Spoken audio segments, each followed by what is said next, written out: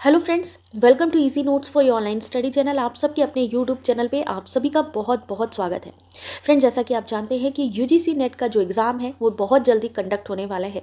3 जनवरी से लेकर के 16 जनवरी तक के बीच की जो एग्ज़ाम डेट है, सब्जेक्ट वाइज एग्ज़ाम डेट है, वो आ चुकी है। यानी आपको ये भी पता चल चुका है अब कि कौन से दिन कौन सा सब्जेक्ट का एग्ज़ाम पढ़ने वाला है। अब क्योंकि एग्ज़ाम आने में टाइम नहीं रह गया, अपनी स्पीड कैसे बढ़ाई जाए। देखिए, याद रखिएगा 40% पे आप क्वालिफाई नहीं कर सकते हैं। आपको कम से कम अगर यहाँ पर क्वालिफाई करना है यूजीसी नेट एग्ज़ाम में लिए तो कितने मार्क्स आपके आने ज़रूरी हैं। तो यहाँ पर एग्ज़ाम डेट जैसा कि आ चुकी है, 3 से लेकर 16 जनवरी के बीच में एग्ज़ाम कंडक्ट होना है। टाइम कम है, तो याद रखिए सबसे पहली बात, आप अगर जेआरएफ क्रैक करना चाहते हैं किसी भी सब्जेक्ट से या कैटेगरी से बात करें तो आप ये मान के चलिए कि कम से कम 60 to 70% आपके मार्क्स आने ज़रूरी हैं। जेआरएफ का जो इस बार ट्रेंड देखा गया है, जनरल कैटेगरीज के लिए 70% का जो मार्क्स है, जो 70% क्वालिफाई करने के लिए पेपर 1 पेपर 2 दोनों ही पेपर में, पेपर 1 पेपर 2 दोनों को मिला के 70% वालों का जेआरएफ हुआ है। जनरल कैटेगरी में 5% 4 to 5% का रिलैक्सेशन अदर कैटेगरीज को दिया गया। उसके अलावा अगर हम बात करें नेट असिस्टेंट प्रोफेसर की, तो उस कैटेगरी के लिए 60% आपका माना गया है मिनिमम क्राइटेरिया।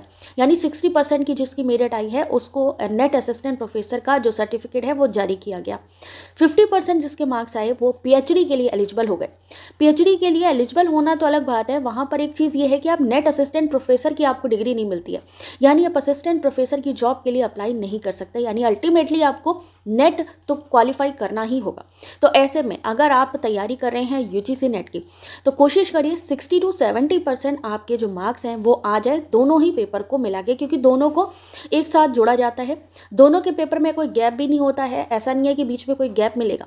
तो टाइम कम है, ऐसे में कैसे हम जाने कि हमारी तैयारी कैसी है, हमारी स्पीड कैसी है। क्योंकि कई बार क्या होता है कि क्वेश्चन काफ़ी लेंदी होते हैं, डीआई के क्वेश्चन लेंदी होते हैं और कैंडिडेट आते हुए क्वेश्चन भी अपनी स्पीड की वजह से नहीं कर पाते।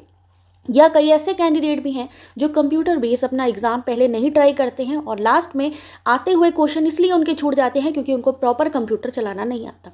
अब क्या किया जाए, एग्ज़ाम नज़दीक है, तो आपको यहाँ पर मैं एक एप्लीकेशन बता रही हूँ, एक प्लेटफॉर्म बता रही हूँ जहाँ पे आपको फ्री मॉक टेस्ट मिलेगा, वो भी लाइव। तो ऑलिव बोर्ड की तरफ से ये जो फ्री मॉक टेस्ट है सैटरडे संडे अवेलेबल रहता है। अभी लास्ट वीक भी मैंने जो है आपको प्रोवाइड किया था, बहुत सारे कैंडिडेट्स ने फ्री मॉक टेस्ट दिया था। सबसे अच्छी बात क्या है कि पेपर 1 के साथ में पेपर 2 भी मॉक टेस्ट दे सकते हैं। तो आप सभी से रिक्वेस्ट है, वीडियो के डिस्क्रिप्शन पे जाइए, ऑलिव बोर्ड की जो लिंक है उस पर क्लिक करिए। सैटरडे संडे यानी कल भी समय मिलेगा और आज भी समय मिलेगा फ्री मॉक टेस्ट देने का। लिंक पर क्लिक करिए, आप अपना लाइव मॉक टेस्ट दीजिए, चाहे तो पेपर 1 या फिर अगर आप चाहते हैं दोनों पेपर एक साथ देना तो पेपर 1 के साथ पेपर 2 भी दे सकते हैं। तो फ्रेंड्स, आपको क्या करना है, वीडियो के डिस्क्रिप्शन पे जाना है, वहाँ ऑलिव बोर्ड की लिंक मिल जाएगी फ्री लाइव मॉक टेस्ट की। यहाँ पर अपने सब्जेक्ट वाइज चूज़ कर सकते हैं, पेपर 1 कॉमर्स, हिस्ट्री, इकोनॉमिक्स या फिर इंग्लिश लिटरेचर। आप चाहें तो दोनों प्रैक्टिस कर सकते हैं या सिर्फ पेपर 1 भी कर सकते हैं। तो यहाँ पर इंटरफेस ओपन हो जाएगा जहाँ पर आपको पता चलेगा कंप्यूटर बेस्ड एग्जाम कैसा होता है। इंस्ट्रक्शंस हैं, इस इंस्ट्रक्शन पढ़ लीजिएगा क्योंकि सीबीटी एग्जाम में ऑलवेज सबसे पहले इंस्ट्रक्शन आते हैं जिनको आपको फॉलो करना होता है। उसके बाद अपनी लैंग्वेज भी चेंज कर सकते हैं, आप चाहें तो इंग्लिश में पेपर देख सकते हैं या हिंदी में। साथ ही साथ पेपर 1 या पेपर 2 पहले किसको सॉल्व करें, तो गाइस ये आपके ऊपर है कि आप चाहो तो पेपर 1 सॉल्व करो या आप चाहो तो पेपर 2, जो भी आपको ईजी लगता है, जिसमें आपको लगता है आपका टाइम बचेगा, वो क्वेश्चन पेपर पहले सॉल्व करो। तो यहाँ पर इन दोनों ही पेपर में से किसी को भी पहले सॉल्व कर सकते हैं। अब मान लीजिए पहला क्वेश्चन है, अब ये क्वेश्चन हमें नहीं आता तो हम क्या करेंगे, तो ऐसे में mark for review and next पे टिक करेंगे और आगे बढ़ेंगे।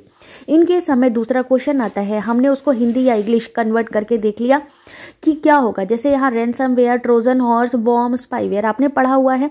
तो वॉर्म क्या होता है, जो सेल्फ रेप्लिकेट करता है। ट्रोजन हॉर्स क्या होता है, लेक्टिमेट सॉफ्टवेयर की तरीके दिखाता है। रैनसमवेयर क्या होता है, जहाँ फिरौती मांगी जाती है, यानी यहाँ पर रैनसम मांगा जाता है। तो अगर आप मैचिंग में से 2 भी ऑप्शन करेक्ट कर लेंगे तो बाकी के सारे ऑप्शन करेक्ट हो जाएंगे।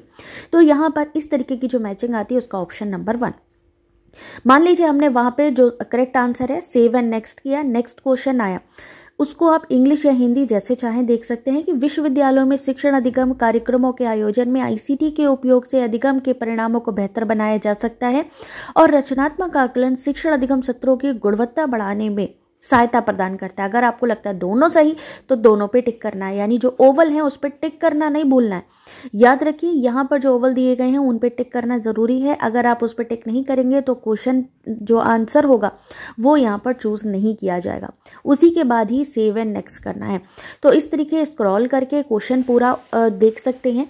पेपर 1 पेपर 2 दोनों सॉल्व कर सकते हैं। टाइमर भी लगा हुआ है, 3 घंटे का समय मिलेगा अगर आप पेपर 1 पेपर 2 दोनों सॉल्व करते हैं।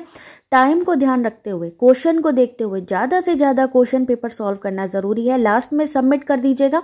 सबमिट करने पे आपको पता चल जाएगा आपके कितने क्वेश्चन गलत है। इसका एक्सप्लेनेशन भी आपको यहीं मिल जाएगा। तो देर किस बात की।